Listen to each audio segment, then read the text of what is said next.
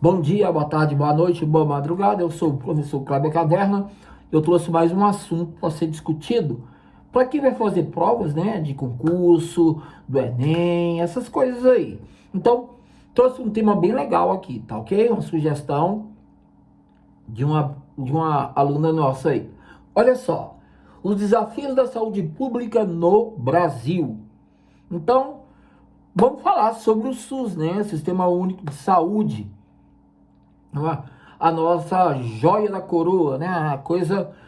Uma das coisas mais importantes que tem no nosso país. Lembrando que, em caso de Brasil, o SUS é universal, o SUS atende todo mundo, até quem é de fora e tá por passagem aqui ele atende. Ou então, se a pessoa for de fora e for morar aqui, ou então, alguns casos específicos, ela pode até tirar os documentos do SUS. Então, vamos falar sobre o Sistema Único de Saúde do Brasil.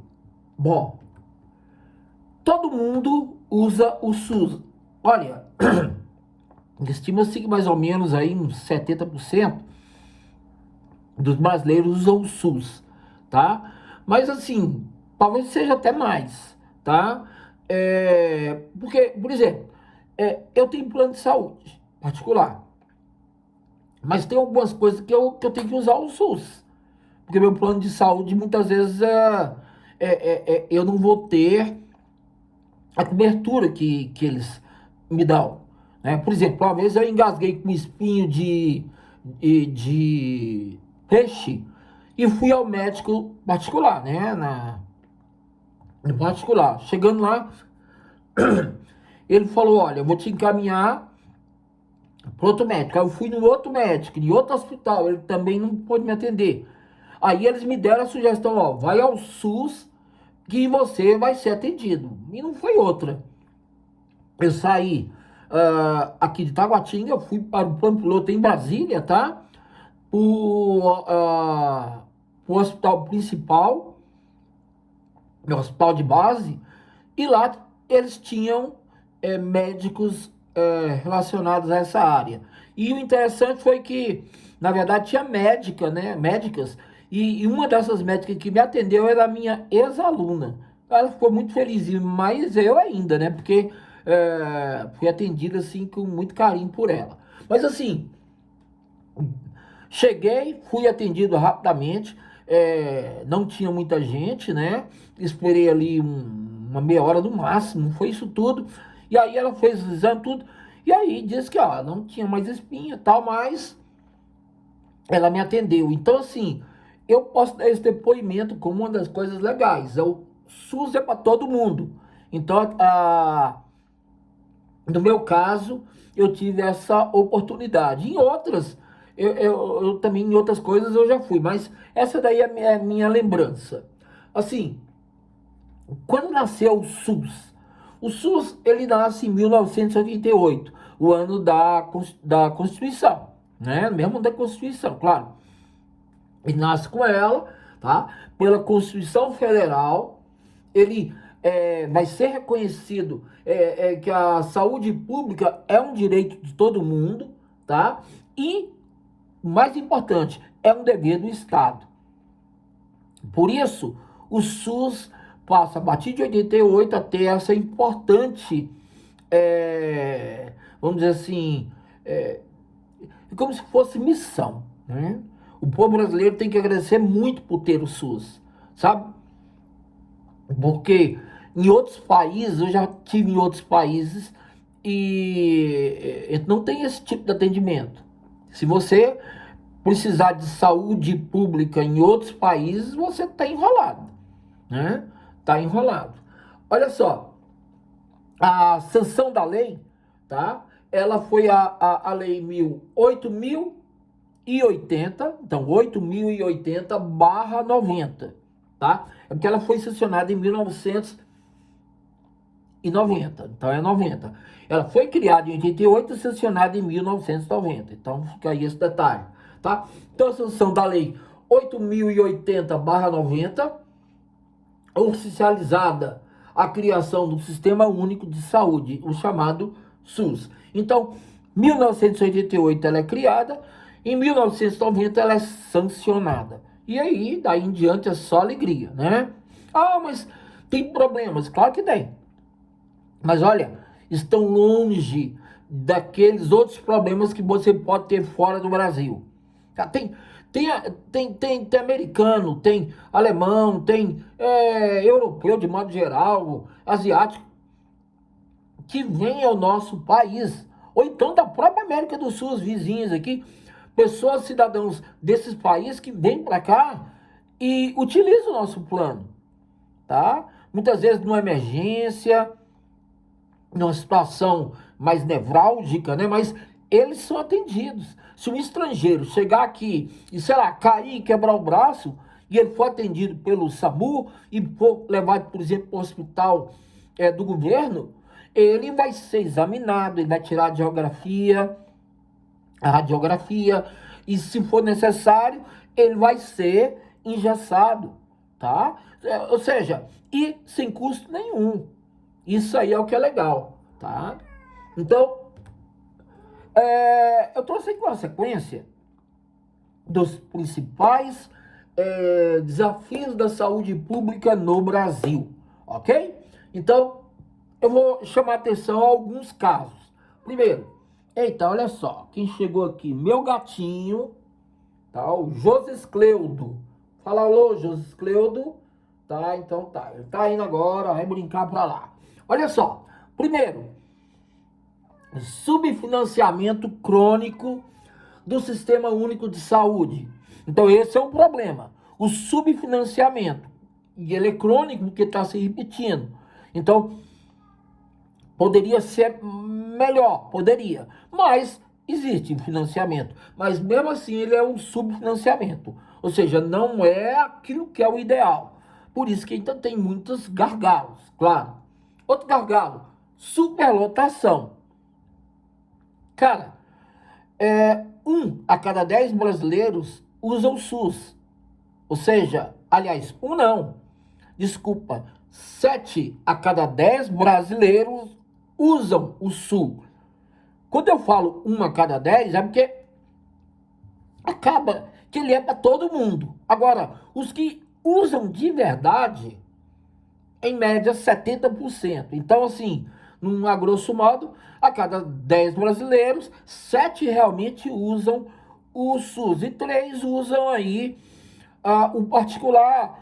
E no geral, aí todos usam o SUS hibridamente. Por exemplo, igual eu uso, tem coisas que não tem jeito, tem que usar o SUS, né? Quando foi, por exemplo, para tomar vacina da Covid, independente de você ter plano de saúde ou não, o SUS atendeu todo mundo. Então eu fui atendido. Por isso que eu falo que de 1 a 10, 10 usam o SUS. De uma forma ou de outra, mais cedo ou mais tarde. Tá? Claro que tem muita gente que poderia fazer as coisas tudo particular e deve fazer. Mas assim, o SUS, ele garante muita coisa de graça para você. Vacinas para as crianças que estão nascendo, né? Vacinas para os adultos, remédios para muitas pessoas que não têm condições de comprar, e aí vai. Tem muita coisa legal. Olha só, desigualdade regional no acesso de médicos a médicos e leitos. Esse é outro problema. Tem algumas regiões que são mais abastadas que outras. Outras já têm uma maior defasagem. Por exemplo, se você pega São Paulo, vai ter mais médico. Se pega Minas, vai ter mais médico. O Sul tem muitos médicos. Agora, quando você pega lá o interior da região amazônica, a região norte, né? Alguns estados do Nordeste, algumas áreas do Nordeste, algumas áreas do Centro-Oeste, já diminui o número de profissionais e automaticamente diminui o número de médicos, de leitos, é disso que eu estou falando. A rápida transição, isso aqui é um ponto importante, rápida transição demográfica com o envelhecimento da população. A população está ficando cada vez mais velha e cada vez mais ela vai precisar de ser atendida. Está diminuindo o número de crianças. Realmente o Brasil está diminuindo o número de crianças, mas está aumentando o número de adultos e idosos. Por exemplo, eu sou idoso. Por quê? Eu passei de 60 anos. Eu já entro naquela faixa de quem é chamado de idoso. Me lasquei, hein? Bom, mas se eu sou idoso é porque eu vivi até aqui, graças a Deus. Então, assim, a gente tem que chamar esses pontos como destaque. Isso aqui é o destaque, né? Que de 7 em 10 brasileiros depende exclusivamente do SUS, entre 150 milhões de pessoas, mais ou menos, tá? Aí, eu ainda coloco mais alguns desafios dessa saúde pública, né? Desse SUS. Desigualdade no acesso é outro ponto. Nem todo mundo tem o mesmo tratamento, né? O SUS do sul do Brasil ou do sudeste é para ser igual ao do norte, centro-oeste, nordeste, mas a gente percebe que não é bem assim, né? Que tem dificuldades. Mas, enfim, nosso país é praticamente um continente, então é difícil atender a todo mundo, né? É difícil mesmo. Mas, enfim, tem certas desigualdades no acesso ao SUS. E, assim, às vezes acontece algumas coisas que a gente acha estranho, né? Algumas pessoas sendo privilegiadas, o amigo do amigo, né? O conhecido que consegue uma consulta primeiro do que você, tal. Essas coisas acontecem. A gente sabe que tem, tá? Filas, já tinha dito, né? E sobrecarga nos atendimentos. É tanta gente, né? 70% dos brasileiros, é claro que você vai ter fila, tá? A gente tem mais ou menos aí o quê? Uns 220, sei lá, 230 milhões de brasileiros no geral.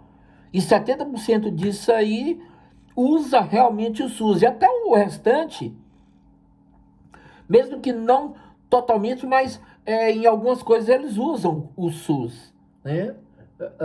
Esse é um ponto importante. E claro que isso aí gera fila, gera sobrecarga. Então, muitas vezes uma consulta ela demora a ser atendida, muitas vezes uma operação, né? Alguma coisa. Agora, é bom lembrar que quando a coisa é urgente, o SUS é o melhor caminho.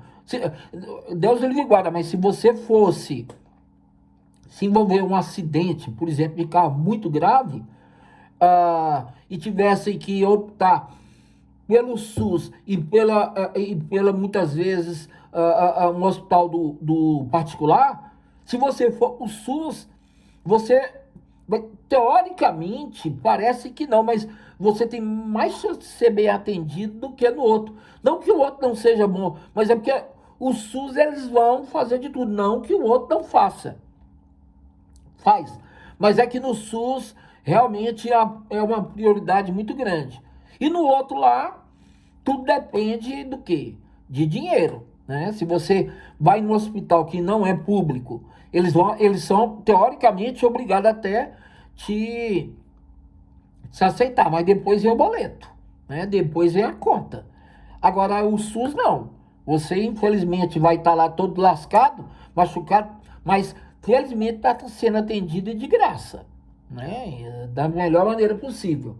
Outra coisa, investimento em infraestrutura e recurso. Esse é um outro gargalo. É claro que falta investimento. É claro que falta recurso. Muitas vezes falta o quê? Gesso, um computador, tá faltando camas, leitos, muitas vezes médico, muitas vezes um ultrassom, um aparelho de ressonância magnética, e aí vai, etc, etc, etc. O SUS tem essa dificuldade, tá? Não tem como a gente não pensar nisso. Outra coisa, fortalecimento das políticas de prevenção e atenção básica. Esse é um outro grande gargalo. O SUS cumpre, na medida do possível, acho que muito bem. Ele tenta prevenir o máximo possível. Muitas pessoas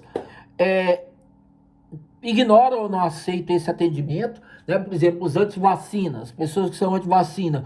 E muitas vezes ela tem tudo de graça, tem tudo para poder e não quer fazer, não quer tomar aquela vacina, porque ele diz que Bom, ele diz muitas coisas que eu não quero nem comentar, porque isso daí é falta de esclarecimento, né? Para não dizer outra coisa.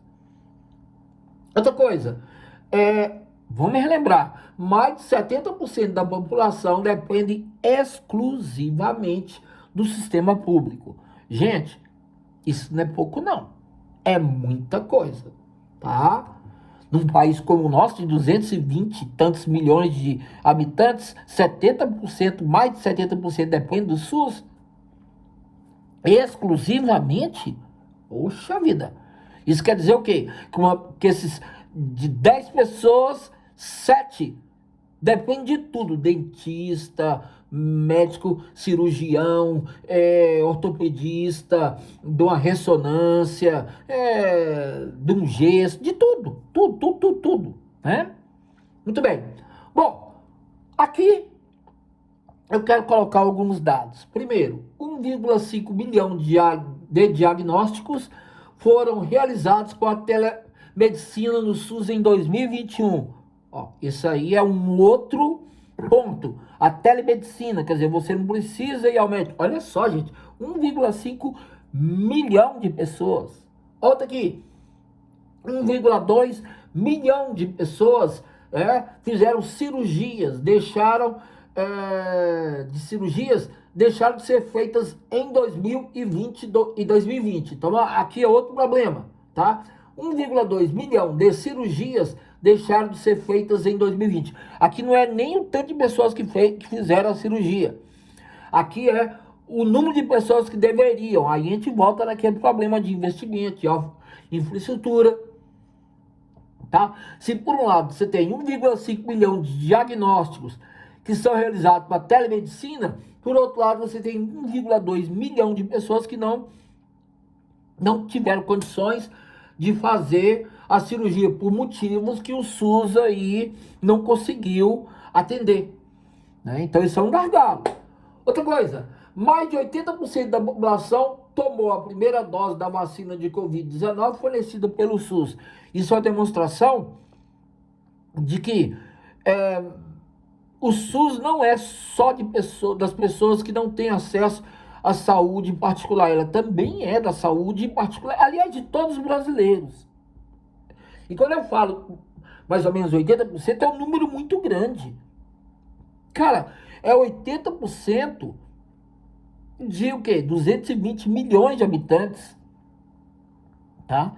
Olha, 10% é 22, 44 44 dá 20%, 10% dá 22, então, fazendo a conta, 20% dá 44. Você tem mais ou menos 220 milhões, você tira menos 40 aí, uns 180, 175 milhões de pessoas foram vacinadas. Caraca, velho, isso é muito. Isso que teve gente que fez campanha para não vacinar, hein? E ainda faz. Em 30 anos, tá? O sistema melhorou em indicadores do nosso país, né? Ele é criado em 88, 90, em 1990 passa a valer, e nós estamos hoje em 2026. Então, já se passaram aí dessa aí 26 mais 10, 36 anos já se passaram, né? E nesses 30 e tantos anos aí, desafios do SUS: 51% da população acima do peso. Desafio. Outro desafio: 23,6% são hipertensos. É o meu caso. Eu sou hipertenso. Tá? E eu, inclusive, recebo muitos remédios. Eles são entregues pelo SUS. Que aí eu não preciso comprar. Outros não tem jeito, eu tenho que comprar. Mas, pelo menos, os losartanas da vida eu recebo. Isso para mim já é uma ajuda e tanto, né? Eu ex-professor, aposentado, tenho meu salário, mas eu tenho minhas despesas. Então isso aí ajuda a equalizar e fechar minha fatura, né? Em 43% dos casos de câncer, o tratamento é iniciado fora do prazo. Esse é um outro problema. Muita gente, quando chega ao SUS, já chega doente e no estado avançado. Então, uma das coisas que o SUS tenta fazer é a prevenção, mas ele não está conseguindo ainda. Falta, tanto do SUS quanto, principalmente dos brasileiros em si, um maior cuidado quanto a isso, quanto à percepção do que está sentindo, né? 16,4% da população faz abuso de álcool. Esse é outro problema. O SUS recebe milhares de pessoas vítimas dessa miséria, que é o álcool. Eles se envolveram em brigas, se envolveram em acidentes, se envolveram no aspecto físico, porque tomaram aquela bebida e ingeriram o álcool, e isso trouxe um monte de doenças para ele, tá? Doenças psicológicas, doenças fisiológicas. Então o álcool é um inimigo, é um dos grandes gargalos que o SUS tem que enfrentar. Outro, baixa média de leitos, 2,13 leitos para cada 1.000 habitantes, 30 mil leitos fechados nos últimos anos. Esses dados aqui são mais antiguinhos, um pouquinho, né?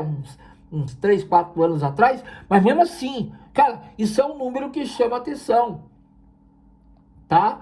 Você tem baixa média de leitos, né? 2,13. Eu mesmo já fiquei no hospital com minha sogra e tal, onde ela tinha onde deitar. Agora eu tive que sentar ali e tal, não tinha, eu acompanhava ela no hospital lotado, com várias pessoas, e não tinha nem lugar para dormir.